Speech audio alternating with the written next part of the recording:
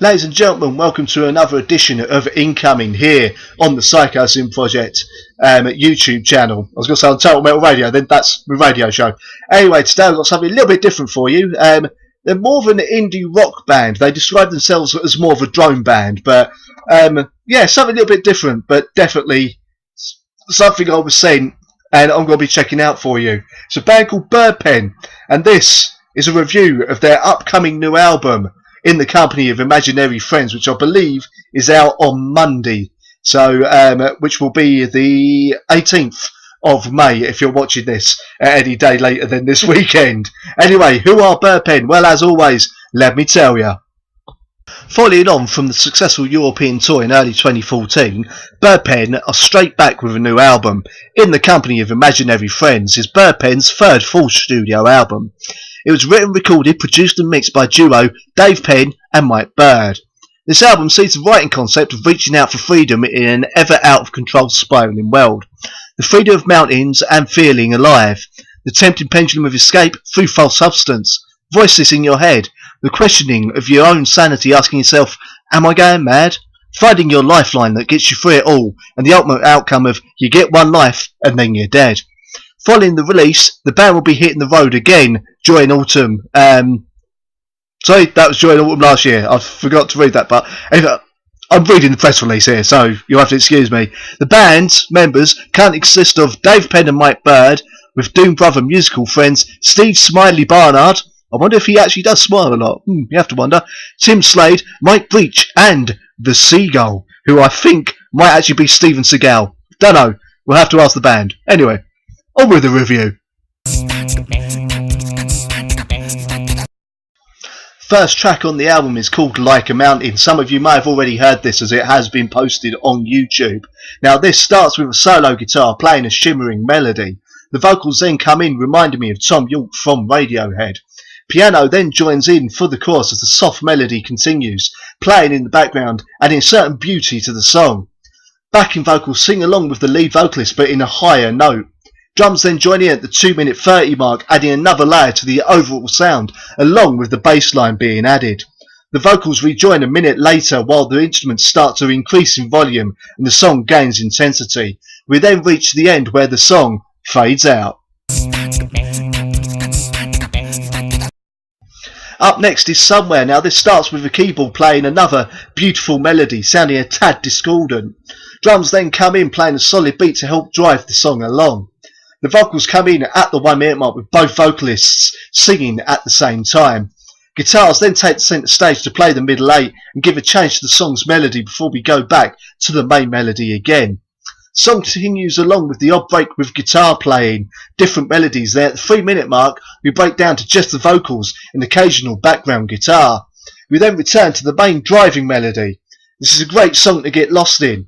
We come at the end of the song where it fades out. Up next is Into the Blacklight. This starts with a buzzing droning sound as the drums start playing the main beat. Guitar then comes in playing the main melody. High-pitched singing then joins the song. Another guitar comes in playing a backing melody to complement the main guitar. This is like Radiohead mixed with Sgt. Pepper's Lonely Hearts Club Band era Beatles.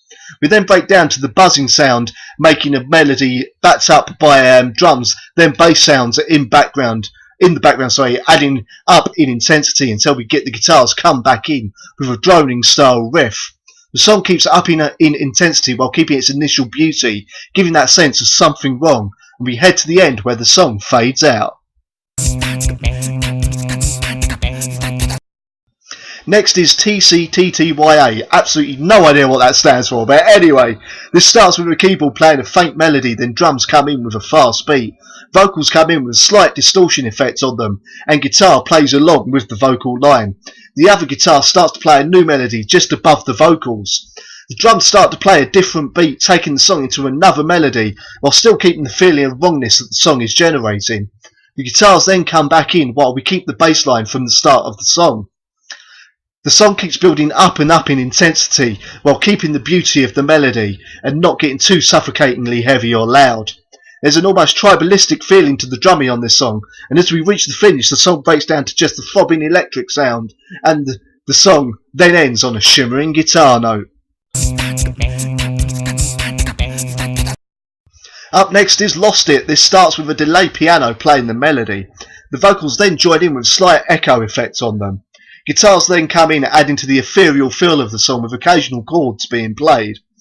Drums come in at the 3-minute mark with a perfectly judged soft slow beat. Guitars come in with an echo effect on them to add again to the overall atmosphere of the song. For the last 30 seconds of the song we get a droning sound and vocals to lead us through to a sudden ending. Up next is Lake's demand for an interlude. This starts with keyboards setting the mood. They play an ethereal melody, giving a nice beautiful interlude and break from the somewhat sense of impending dread the previous songs have generated. Also the shortest song on the album. Up next is No Place Like Droning. At 10 minutes long it is the longest song on the album. Now this starts with a very slow drum beat. Gentle guitar starts to play along with the drum beat. The vocals then join in this time, sound a little bit like Mercury Rev. Another guitar joins in playing a variation on the main melody. The song is reminding me of Radiohead's song Go to Sleep, which is not a bad thing at all. I mean, I may not look it obviously wearing a Trollfest shirt and all that, but I'm actually a massive Radiohead fan myself. We get odd bass notes breaking through into the front of the mix too. The keyboard then starts playing a different melody to add some variety to the song. We then return to the slow drum beat and single guitar. The vocals then rejoin as well after a 3-second breakdown to silence. At 4.5 minutes we break down to a twinkling keyboard melody, then violins and vocals join the song. Drums build up and we get the electric guitars come in playing occasional chords to add to the intensity. There. The song continues to increase in intensity with more layers of sounds adding to the song as it continues on. We then break down to nothing for 3 seconds before lone guitar starts playing a melody again. It's joined by the sound of droning. Violins come back in the background of the song, then the sound of whistling, and for the last minute of the song it's a variety of voices and ethereal sounds. Up next is Alive, not based on the 90s film of the same name. Now this starts with the whole band playing a nice upbeat melody sounding a little bit like Depeche Mode's Personal Jesus song. The second guitar joins in every now and again and plays a backing melody to complement the main guitar. A minute and a half, the second guitar comes in with full distortion to add a touch of heaviness to the song. Then we're back to the starting melody. We break down to just keyboard at the 2-minute mark as the guitar plays in the background along with the vocals. The vocals are then looped to create a droning sound as the almost cure-like guitar melody continues in the background. Then the drum beat kicks back in. After a drum roll we get the distorted guitar back in along with the vocals. The song ups in intensity until we get 20 seconds from the end where all the instruments break down to just keyboards. Then we come to a sudden end. Up next is Lifeline. This starts with keyboard and vocals. The keyboard plays the melody along with a droning chord in the background. Drums then come in along with guitar playing the main melody of the song. A big fat sounding bass then comes in, adding to the driving feeling of the song, along with occasional guitar. The vocals then come in, backed up by that occasional guitar chords being played. Guitar sounds then build up, giving a sense of chaos to the song. The whole band then stops, save for the keyboard and some ethereal vocals that fade out to the end of the song.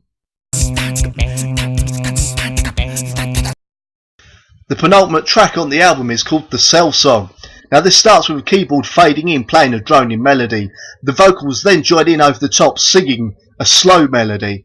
Whispered vocals coming every now and again in the background. The entire song continues this way until a choir sings in the background in the last minute, adding another layer to the overall haunting atmosphere of this song. The keyboards then play a few notes, giving the bare basics of a melody, until we fade out to the end of the song.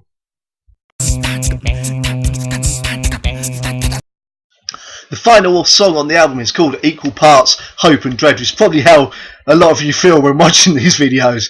Kind of hoping that I do a good review, but dreading that I'll cock up the English language that much that you can't understand a damn word I'm saying. But anyway, this starts fading in with a droning sound by the keyboard. The whole band then comes crashing in with a fast, almost punky style riff and drum beat. The bass and keyboard then play along too, coming to the fore of the sound. The vocals then come in sound like they're being sung through a tannoy. We then come to the end of the song and the album where everything but the drowning sounds stop and we end suddenly. I have no idea what I was about to say then. We suddenly? Yeah, anyway.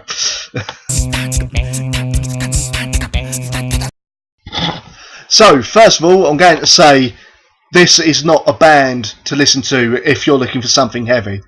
They're not that kind of band. Even if you're looking for some heavy drone, if you're into, say, Suno, or I can't think of another drone band right now, or ISIS. Actually, if you like ISIS, you might like this band, but otherwise, maybe not.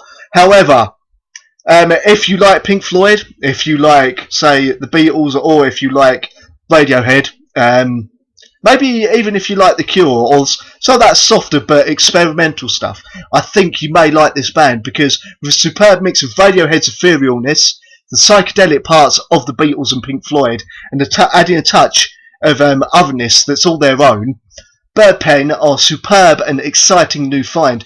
For myself, to be honest with you, I got sent this from a good friend from one of the labels who asked me if I'd like to listen to it and do a review. So, I thought I'd give it a crack. He usually sends me metal and rock, but I'm glad he sent me this because I have enjoyed every single second of this album. From the opening laid-back track, Lighter Mountain, right through to the sudden shift up into a punky-style number with equal parts hope and dread. Being a huge fan of Radiohead and drum music, it's an album I cannot hesitate to recommend to you to check out, especially if you like experimental bands, or maybe if you're just into indie but want something that sounds a little bit different. If the mainstream media and radio stations get hold of this band could be huge. So my advice is get into this band now. Check them out. Give this album a go. This is an absolute 5 out of 5 album from me. I know I've been giving that score a lot, but what can I say? It's been a great year for albums. The last 8 to 12 months have been excellent. What with this, not Cobra and Lotus, that was earlier than 12 months. With this album, the new Armoured Saint album that's coming out, the Ensiferum album, the Agonist, and with Birthday Massacre as well album that come out, and the absolutely superb debut album by Hearts Under Fire.